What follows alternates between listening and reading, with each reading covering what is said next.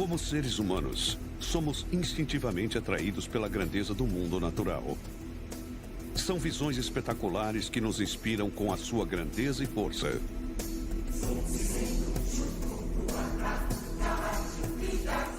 Em momentos como estes, é compreensível que tenhamos um sentimento genuíno de reverência. No entanto, as revelações mais impressionantes da natureza não são sempre definidas por pura força ou manifestação física. Muitas vezes, em cantos isolados do nosso planeta, muitas das maiores maravilhas da Terra se tornam o centro das atenções. Maravilhas de rara beleza e complexidade. Criatividade e planejamento. Maravilhas refletidas nas asas brilhantes de um inseto pesando menos de 30 gramas.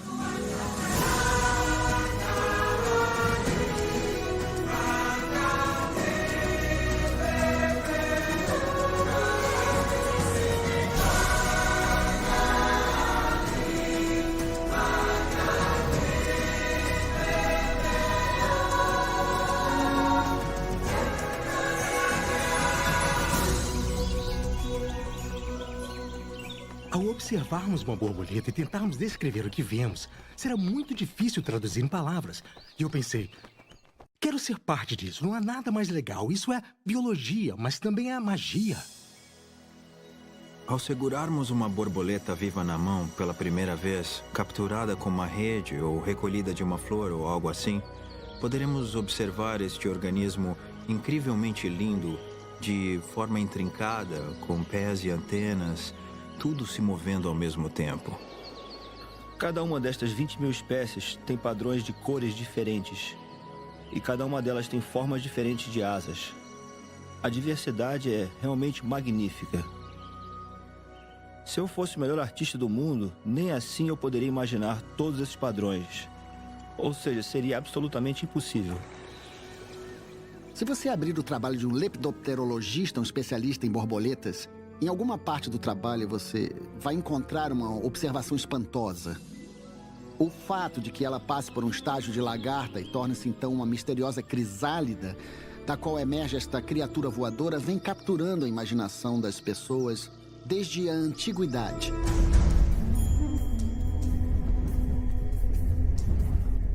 Ao longo da história, as borboletas têm inspirado a mente e a alma humana em níveis científicos e filosóficos. Há 3.500 anos, artistas egípcios estudaram suas anatomias e passaram a representá-las como ícones da beleza e do formato perfeito. No folclore asteca e maia, os insetos simbolizavam a vida e a morte. E para os antigos gregos, psique, a palavra para borboleta, significava literalmente a alma. Hoje, termos como mágico e milagroso são frequentemente usados para descrever seus misteriosos ciclos de vida. Para cada borboleta, há um ciclo que começa muitas vezes longe dos olhos do mundo.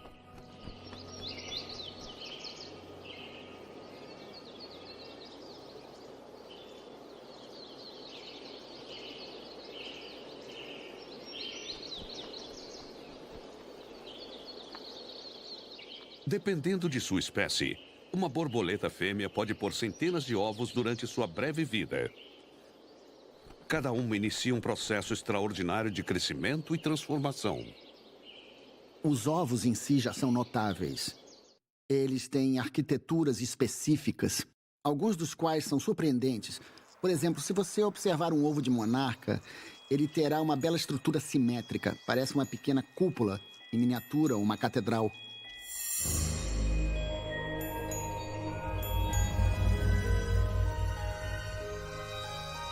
Variando do tamanho de uma cabeça de alfinete até a largura de uma unha do dedo de uma criança, cada ovo é preso a uma planta por um aderente secretado pela borboleta. Eles são revestidos com uma camada de cera que ajuda a mantê-los úmidos e viáveis.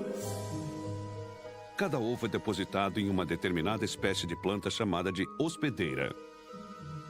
Estas plantas hospedeiras são a única fonte de alimento da prole de uma borboleta. Uma identificação precisa das suas folhas e ramos é fundamental. E as fêmeas estão bem equipadas para a tarefa. A percepção delas em relação ao odor dessas plantas é simplesmente fantástica. Sendo assim, elas podem encontrar essas plantas em áreas extensas.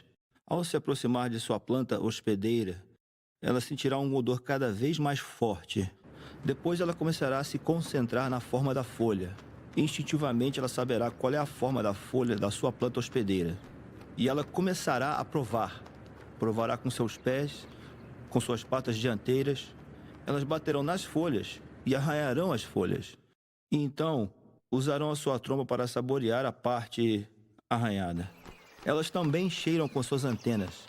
Elas têm as pernas, a tromba e suas antenas. Elas possuem todos esses mecanismos para certificar-se de que é a planta certa. Se for a planta errada, suas lagartas morrerão. As borboletas não cometem erros. É incrível. É realmente fantástico. É apenas mais uma das grandes maravilhas da natureza, observarmos como esta fêmea pode fazer tudo isso em tão grandes distâncias.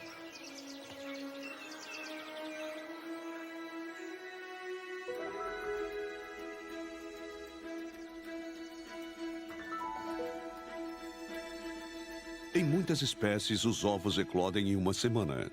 Em seguida, a lagarta recém-nascida ou larva não perderá tempo e vai iniciar uma segunda etapa de sua viagem até a idade adulta.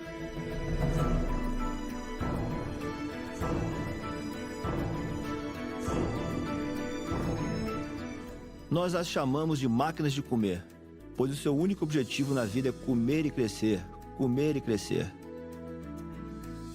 Uma lagarta, com muita fome ao comer, fará um ruído audível. Lembra um pouco uma espiga de milho, porque ela morde diversas áreas até cobrir a totalidade. Ele só belisca, belisca, belisca, corta e mastiga, para armazenar as matérias-primas para a próxima fase da vida. Uma lagarta pode ganhar peso tão rapidamente que chega a comer o seu próprio peso em folhas e similares diariamente. Equipada com mandíbulas poderosas e um sistema digestivo que se estende por todo o comprimento de seu corpo, este estômago com pernas pode multiplicar o seu peso de nascença por mais de 3.000 vezes em menos de 2 semanas.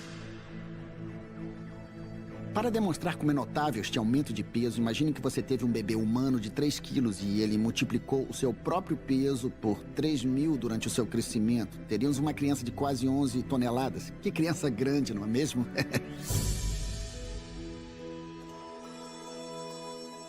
O crescimento de uma lagarta é pontuado por surtos violentos de transição chamadas mudas. Vamos comparar a pele externa de uma lagarta a uma roupa de mergulho. Ela possui uma certa elasticidade, apesar de limitada, é impermeável para evitar a desidratação. Ela preenche, ao crescer, a roupa até uma certa altura, até atingir o ponto máximo de crescimento. Então, ela tem que produzir uma nova versão maior da roupa dentro do corpo. Uma muda começa quando uma lagarta gira e em seguida produz uma almofada de seda. Ela ancora o seu corpo firmemente com as pequenas farpas de suas pernas e divide a sua pele perto da cápsula que cobre a sua cabeça. Há sensores na cutícula, na pele da lagarta, que são detectores de tensão. Eles detectam a quantidade de pressão ou tensão sendo colocada sobre a pele. E quando ela se torna grande demais, eles enviam um sinal para o cérebro da lagarta, que então libera um hormônio que inicia a muda. Uma lagarta passará por 4 ou 5 mudas. Seu corpo, que cresce rapidamente, é composto de 2 distintas populações de células. As células larvas, que formam todos os seus órgãos e possibilitam o seu funcionamento. E as células imaginais, que vão garantir o seu futuro como borboleta.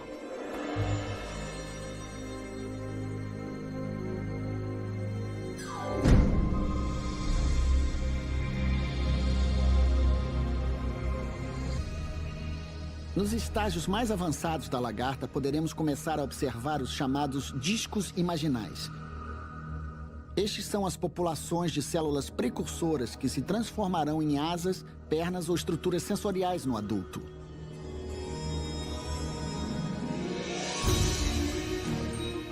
A maioria das partes desses agrupamentos de células imaginais desenvolvem-se aos pares e serão posicionados ao longo do corpo da lagarta em locais que correspondem aos órgãos que futuramente ajudarão a formar o adulto. Discos imaginais são precursores que estão à espera. São separados para compor as estruturas adultas e, em um determinado ponto do desenvolvimento, essas células são acionadas para iniciar o crescimento.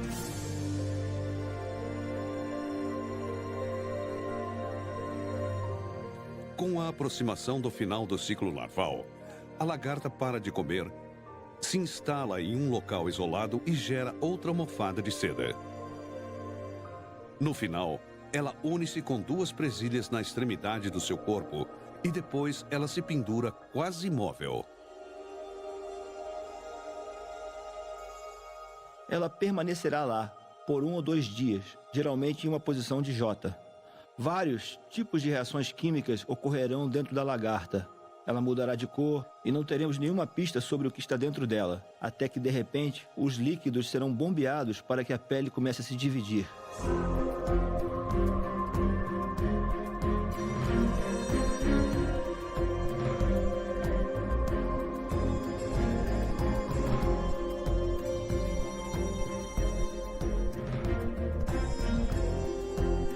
O início da terceira fase do desenvolvimento de uma borboleta e o surgimento de uma notável estrutura chamada de crisálida. À medida que a pele velha é eliminada, o músculo cremaster, uma extensão fina na parte superior da crisálida, completa o seu posicionamento para captar permanentemente a almofada de seda. Com um microscópio eletrônico de varredura, o músculo cremaster é ampliado mais de 500 vezes. A lagarta tem ganchos microscópicos sobre o músculo cremaster, que ela prende na almofada de seda e o coloca na parte inferior da folha ou galho. E começa a girar. A lagarta gira constantemente até conseguir livrar-se da sua pele antiga.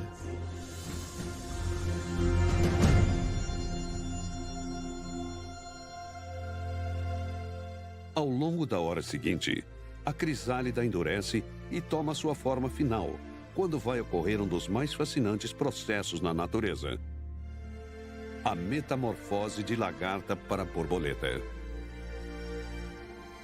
O que você vê na crisálida não é uma massa disforme, e sim algo que se assemelha a um molde para a borboleta adulta.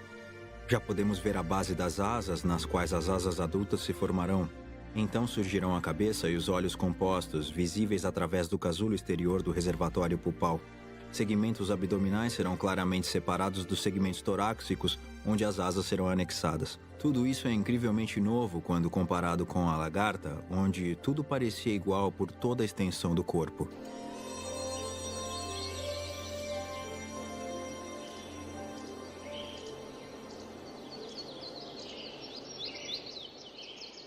Essa transição de um ser de terra firme, um artrópode herbívoro, com visão e mobilidade limitadas, em um belo inseto alado que se alimenta de néctar, navega com sentidos excepcionais e é capaz de voar 80 km por dia, é realmente uma maravilha do mundo natural.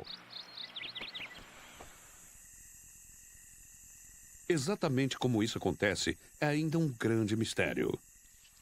No entanto, pesquisas inovadoras ao nível de moléculas e células fornecem intrigantes pistas novas. Há uma certa continuidade dos tecidos da lagarta à borboleta adulta, mas a maioria dos que existiam na lagarta irão desaparecer e se transformar em novas estruturas sem qualquer analogia à lagarta. Por exemplo, não há nada semelhante ao olho composto da borboleta adulta com o da lagarta. Não há nada semelhante à tromba, ou mesmo as pernas longas e articuladas da borboleta com as da lagarta.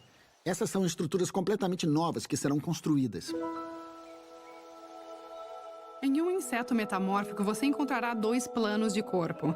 Primeiramente, haverá a formação de um plano de corpo funcional e depois uma mudança radical de direção e a formação de um novo plano de corpo. Fico impressionada com todo esse desenvolvimento, do ovo à lagarta, porque o processo é muito intrincado.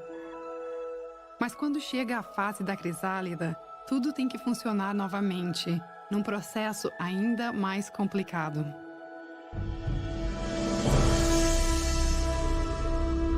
A formação da borboleta começa com a destruição parcial da lagarta.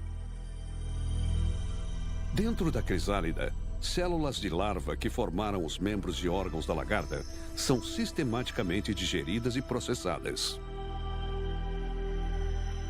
É necessário eliminar ou digerir os tecidos da lagarta. Eles não têm utilidade para o adulto. Na verdade, as células desaparecem, mas seus componentes são reciclados e transformados em uma espécie de sopa, a partir da qual as estruturas adultas serão construídas. Ao longo deste processo, as células imaginais que dão origem ao corpo do inseto adulto são preservadas para diferenciar e multiplicar. A morte celular é programada, não é algo que acontece por acaso. Se matar as células erradas, algo vai dar errado. É tudo projetado com muito cuidado. Você vai manter algumas populações de células.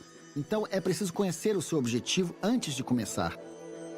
Não é preciso digerir tudo, apenas os elementos que precisam ser eliminados. Em seguida, os discos imaginais rapidamente começarão a proliferar e você poderá traçar um caminho contínuo para o padrão de criação de uma asa.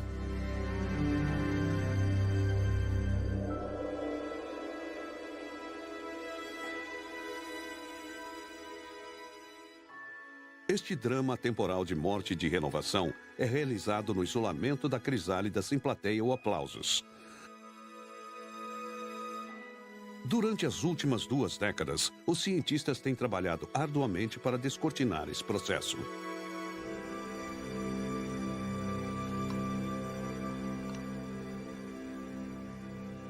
Estou envolvido nisso há 15 anos. E a possibilidade de conseguir, de alguma forma, fotografar o interior da crisálida tem sido uma questão recorrente. E ocorreu-me que a ressonância magnética pode ser uma ferramenta perfeita para usar, para ver o que se passa dentro de uma crisálida. O desafio de documentar visualmente o desenvolvimento de uma borboleta levou o biólogo Richard Stringer até a Universidade Duke no Centro de Microscopia in Vivo. Lá, durante um período de 10 dias, crisálidas de borboletas monarca foram escaneadas ao longo de um ciclo completo de metamorfose. Cada varredura fatiou visualmente a crisálida em mais de 200 sessões. No primeiro dia, após 8 horas, Stringer observou alterações significativas. Apesar de ser apenas o início do desenvolvimento da crisálida, já podíamos observar os elementos que iriam fazer parte da borboleta, incluindo a cabeça, o cérebro, os músculos das pernas, asas e antenas. Quanto maior o tempo de varredura, mais detalhes.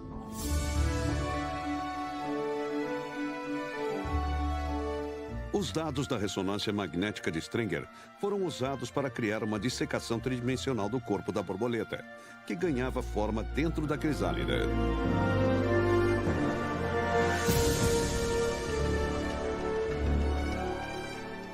No primeiro dia, o enorme aparelho digestivo da lagarta ainda mantém boa parte do tamanho original. No 10º dia, horas antes do surgimento da borboleta, o tubo foi totalmente reconstruído. Agora ele possui cerca de 25% do seu volume original, ideal para o inseto adulto, que vai se alimentar quase que exclusivamente de néctar. Durante essa transformação, os órgãos reprodutores da borboleta, inexistentes na lagarta, vão desenvolver-se completamente, enquanto seu coração inflame da borboleta.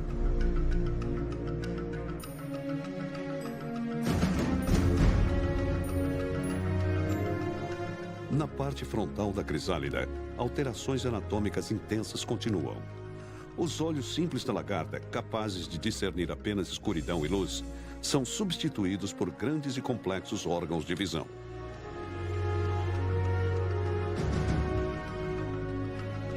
Um sistema muscular que vai possibilitar o voo e a locomoção será construído a partir das células imaginais e das células recicladas da larva.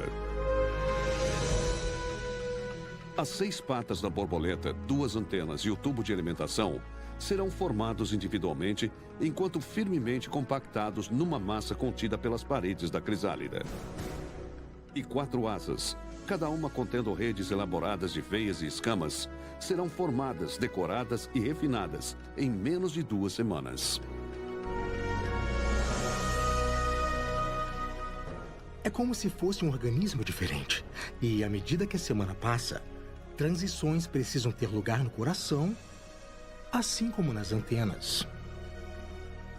Nos órgãos reprodutivos, você terá uma grande orquestra lá dentro. Você terá uma grande orquestra e você terá um maestro, uma força de condução, que será responsável por tudo. Posso dizer sem sombra de dúvida que é a coisa mais incrível que eu já vi.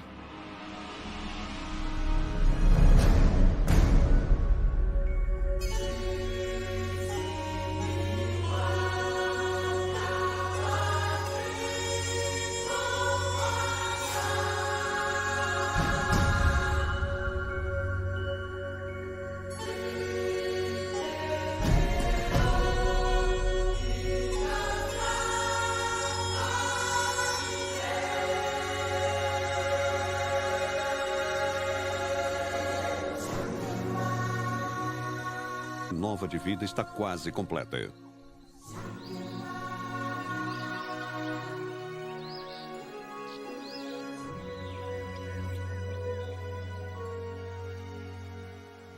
Durante os primeiros momentos após o surgimento, a borboleta faz preparativos finais para voar e comer, enquanto finaliza a construção de sua tromba e suas asas.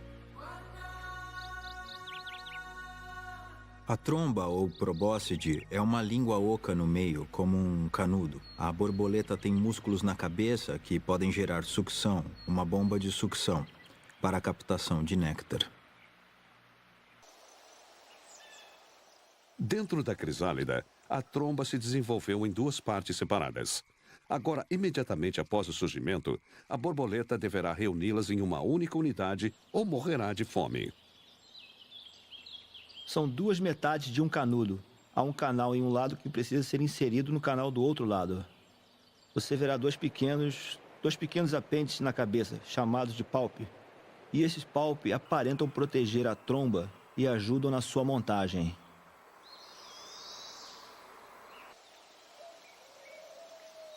À medida que a borboleta costura a tromba, suas asas também adquirem a sua estrutura final. Quando a borboleta sai da crisálida, as asas são como veludo. Elas são macias, maleáveis, com veias. As asas são cheias de veias. A borboleta utiliza os seus músculos abdominais e bombeia o fluido hemolinfa nas veias para as asas, que assim rapidamente se expandem até o seu tamanho e formas finais. Cada uma das 4 asas da borboleta é coberta com milhares de escamas microscópicas que estão posicionadas como telhas em um telhado. Essas escamas são organizadas não só para a eficiência aerodinâmica e lindos desenhos, mas também agem como painéis solares, coletando calor para aquecer os músculos de voo do inseto de sangue frio.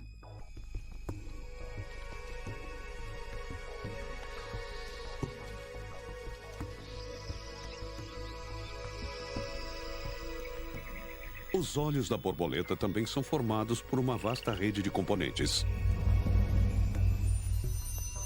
Milhares de receptores de luz hexagonais trabalham em uníssono para produzir uma visão mosaica do ambiente do inseto. O composto cria um campo de visão de mais de 180 graus.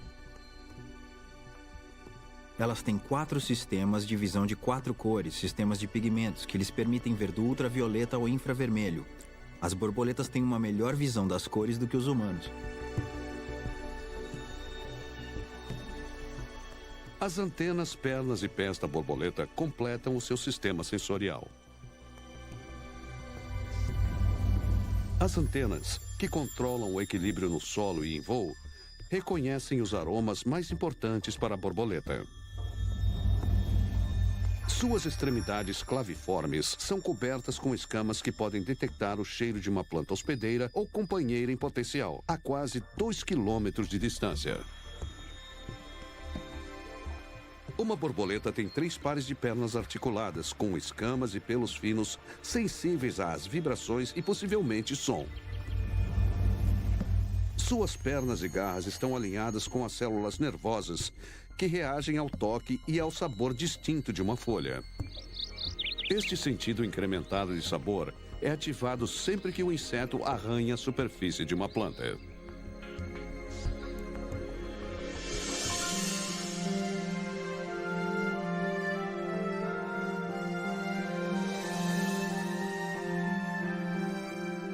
Alguns dos melhores biólogos e químicos do mundo estão estudando o processo de metamorfose em vários e novos níveis, promovendo a integração dos avanços e das técnicas oriundas da biologia molecular com os sistemas modernos de imagens de ressonância.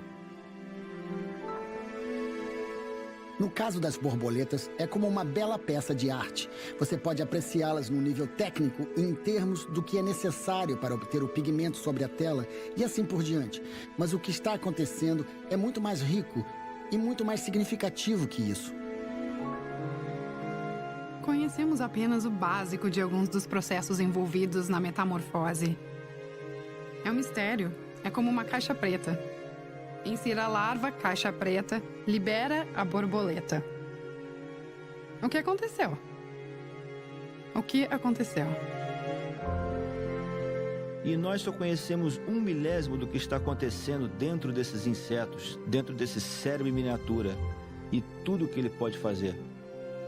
Como ele pode navegar, como ele pode migrar, como pode encontrar as fêmeas, e de que maneira ele encontra a planta. É uma das grandes maravilhas do mundo.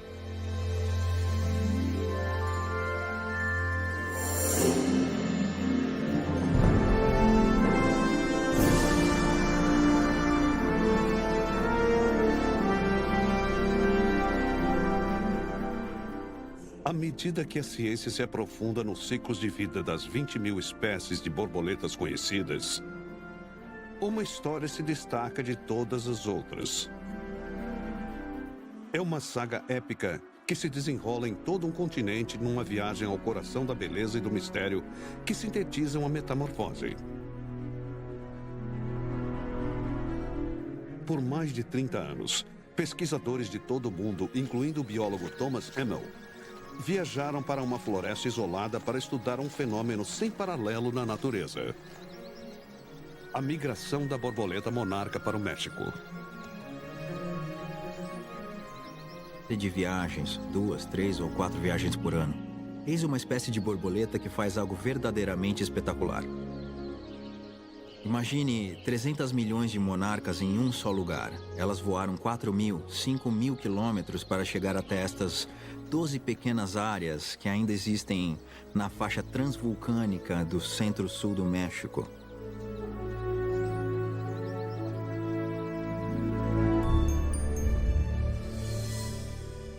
A migração da monarca começa todo mês de setembro, quando a maioria da população norte-americana, ao leste das Montanhas Rochosas, parte para o México Central. Essa viagem pode se estender por mais de 4.000 quilômetros e é fundamental por 2 razões. As monarcas são borboletas tropicais, incapazes de suportar as temperaturas de inverno do meio oeste e do Canadá. E seu ciclo de vida depende da serralha.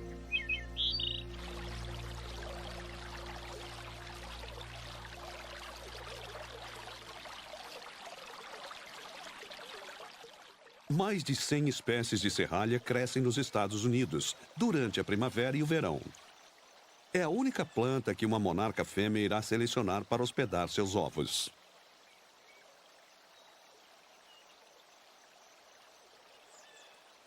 As folhas de serralha contêm glicosídeos cardíacos, produtos químicos tóxicos que podem causar doença ou morte.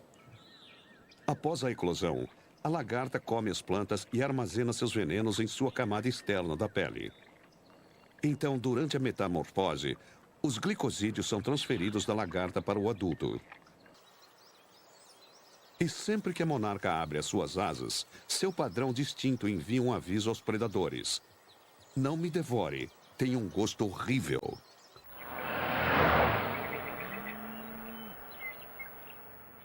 Assim como a monarca, a serralha não consegue sobreviver ao rigoroso inverno norte-americano e no final de agosto vira semente.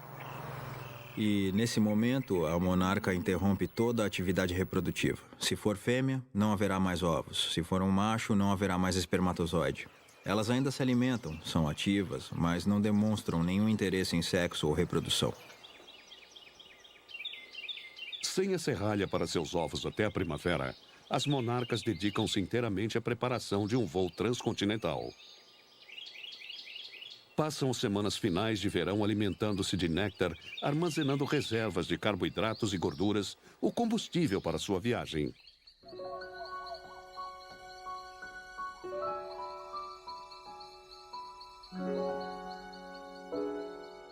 Nascidas na primavera ou no início do verão, as monarcas vivem apenas de 2 a 4 semanas.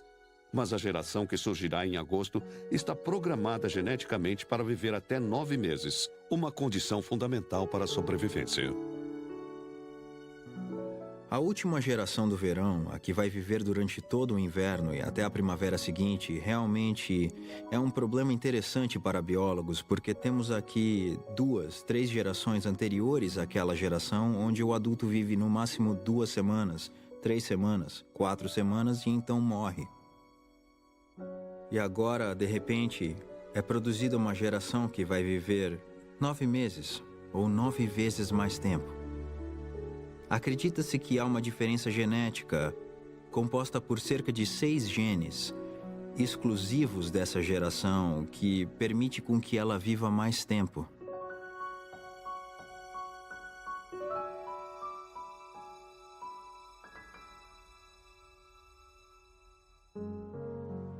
Muitas vezes chamada de geração Matusalém, sua longevidade permitirá que as borboletas que voam para o sul durante 8 semanas suportem 4 meses de inverno e, em seguida, iniciem a viagem de regresso ao norte para estabelecer uma nova geração de monarcas na primavera.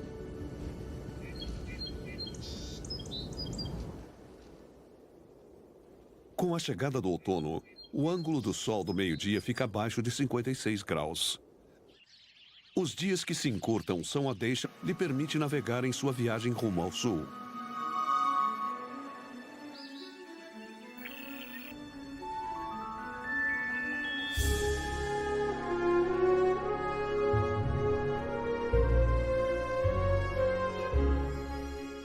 A questão é, como a borboleta sabe que rumo tomar? Estamos observando várias coisas. A borboleta é capaz de detectar o comprimento do dia através de pequenos órgãos em suas antenas.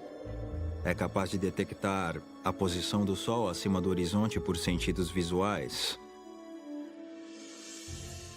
E também compensar com um relógio biológico em seu cérebro o movimento do sol da primeira manhã no horizonte oriental até o horizonte ocidental no final do dia quando o sol se põe.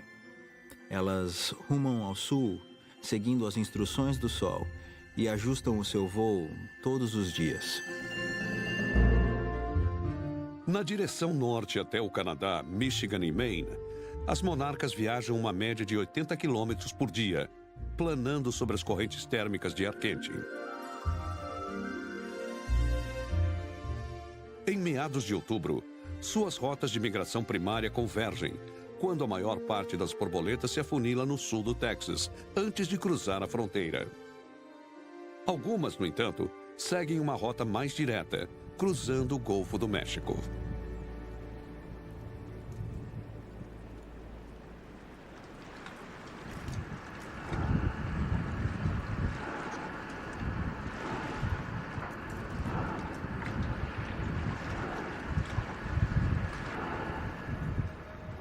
No final de outubro, nas noites após a passagem de uma frente fria, as monarcas pousam sobre as plataformas de gás e petróleo ao longo do Golfo. Talvez atraídas pelas luzes, as borboletas interrompem o trecho mais longo de sua jornada sem escalas. Aqui, entre os tubos, cordas e maquinaria pesada, elas descansam durante a noite.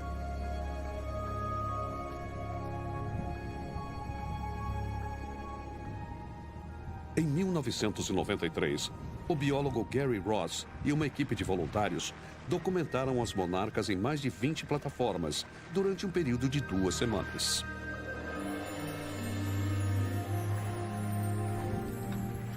Ao amanhecer, as borboletas aquecem seus músculos de voo, calculando sua localização pela posição do Sol e então retomam a sua viagem.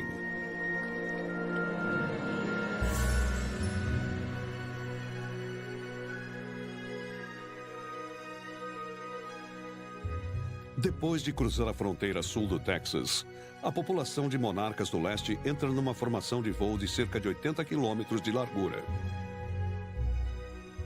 Durante esta etapa da sua migração para o sul, eles seguem a geografia da cordilheira Sierra Madre Oriental.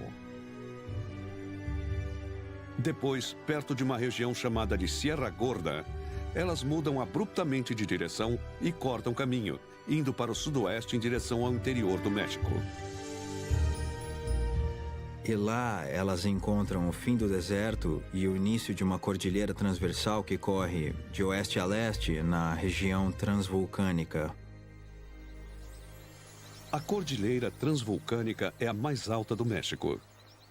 Suas montanhas contêm ricas jazidas de metais pesados que podem desempenhar um papel importante na navegação das monarcas. Ouro, ferro, manganês, cobre. Todos esses metais criam um campo magnético anormal. Isso parece ser importante para orientar as monarcas, pois elas têm pequenas partículas do mineral magnetita em seu corpo, na base das asas, do tórax e do abdômen. E acredita-se que isso as ajude a navegar precisamente para esta cordilheira, porque existe ali uma anomalia magnética muito forte na sua proximidade devido a todos esses metais pesados perto da superfície. Então, as partículas de magnetita giram como uma seta magnética dentro de uma célula que aponta as monarcas numa determinada direção.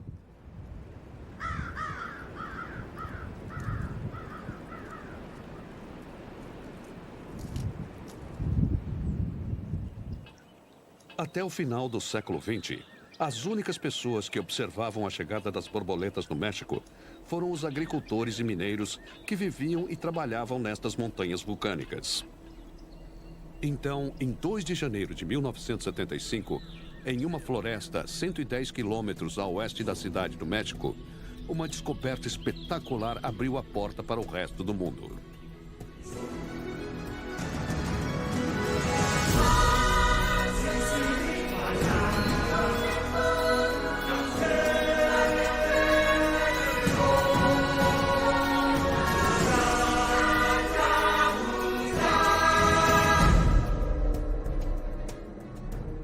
Milhares de borboletas monarcas se reuniram na floresta de Oyamel Abetos, 3.500 metros acima do nível do mar.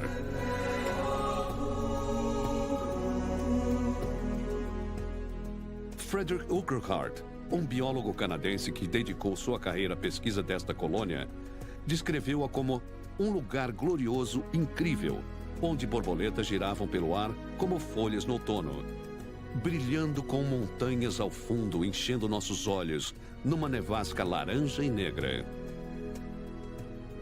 A ciência agora vislumbra a verdadeira magnitude da migração da monarca oriental. Uma das coisas realmente notáveis sobre essa migração é que todas essas indivíduas nunca tinham feito essa viagem antes. Foram seus avós ou bisavós 2, 3 ou 4 gerações atrás. Não havia nenhum líder que conhecesse a viagem. Ao contrário dos Grows americanos ou Grows canadenses, não há nenhum adulto mais velho e experiente para assumir a liderança e mostrar-lhes onde ir, onde parar durante a noite. No entanto, elas terminam na mesma área, nas mesmas árvores, na mesma montanha que seus pais ou avós deixaram no ano anterior.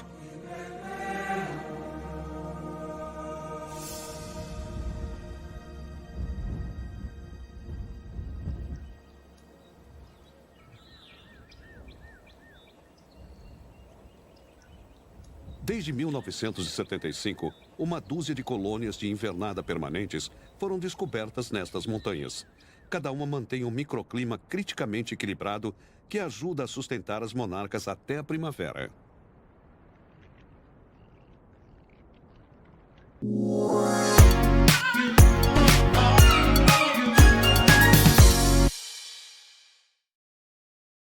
Melhor, só existe uma. E a melhor EAD do Brasil é a Uninter. Há quase 30 anos, investimos como ninguém em educação à distância. Com laboratórios reais para aulas práticas de verdade. E uma inovadora plataforma digital para interação direta dos professores com os alunos. Muita gente fala, mas só a Uninter prova. A melhor EAD do Brasil é a Uninter.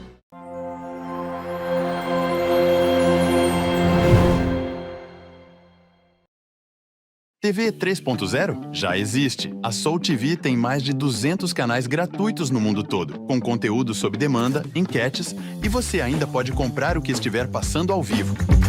Baixe agora no seu celular, Smart TV Samsung ou LG. Vem pro futuro!